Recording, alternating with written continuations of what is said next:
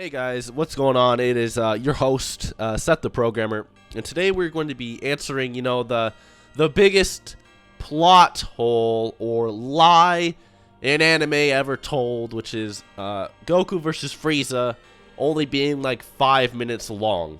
Okay, was it actually a lie? And we're going to be explaining it now. So what happened? Also, guys, if you like what I do, consider subscribing and, consider leaving a like on this video. I'd really appreciate it and hope you guys enjoy.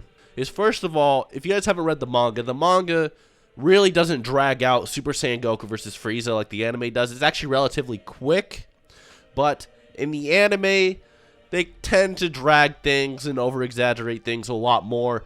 And I think, like, if you look up Goku versus Frieza full fight, I think one time I saw, like, a 2-hour battle of Goku versus Frieza when Frieza said it would only be 5 minutes long.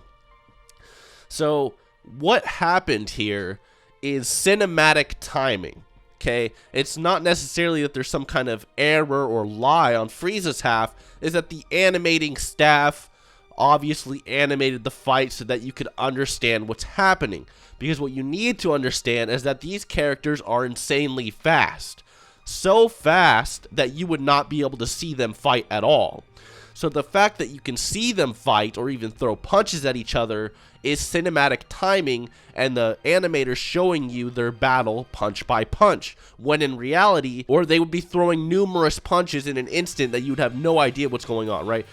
Actually, in the most part, you wouldn't even see them. It'd be like, when you see some Dragon Ball fights and all you see is just the shock waves and you can't see the fighters, it's just the shock waves. That would be pretty much the whole fight. You wouldn't actually see anything. A good example of this is even as a child, even when Goku was a child, he was able to move so quickly around the Budokai tournament arena that none of the spectators could actually see him. Okay, now remind you, the human eye can see a lot of shit. Now, for the most part, it's about registering things. So, like, everything you see, your mind has registered it. So, like, if something moves in front of your face, like a fly even, like if a fly moves really fast in front of your face, you can't see it. But if you're looking down a shooting range and you shoot a bullet, you can sometimes see the bullet. So it's like, why can you see a bullet but can't see this fly that just zipped by your face? And it's because your mind doesn't register some things that are, like, too fast or too close to you, right? But these characters are moving at a good distance from the spectators, and none of the spectators can see them. It's plausible to say that these guys are at least subsonic, and actually they're way fucking faster. We're just lowballing, okay? Let's say that these guys are just bullet level. They're only the speed of a bullet, because remember, Krillin and Master Roshi had an entire fight in 1 second.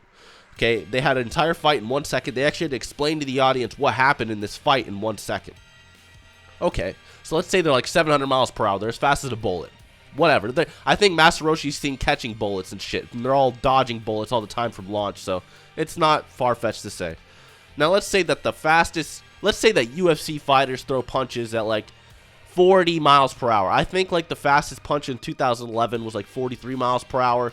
It could be way faster, but let's say that they're throwing these punches for 5 minutes straight continuously. So if Krillin and Roshi were to fight in a 5-minute round, and you slowed it down to be as fast as a normal MMA fight so that you could see what's happening, that fight would in fact be 70 minutes long. Okay, their 5-minute round, to them, it's 5 minutes.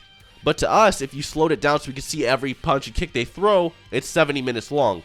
Now you take all the years of training Goku's done, all the transformations and all that bullshit, okay? The guys that can blow up planets in a few seconds, right? The guys that can shoot blasts to the moon in a few seconds and blow them up or cross Planet Namek in an instant. These guys are way fucking faster than that.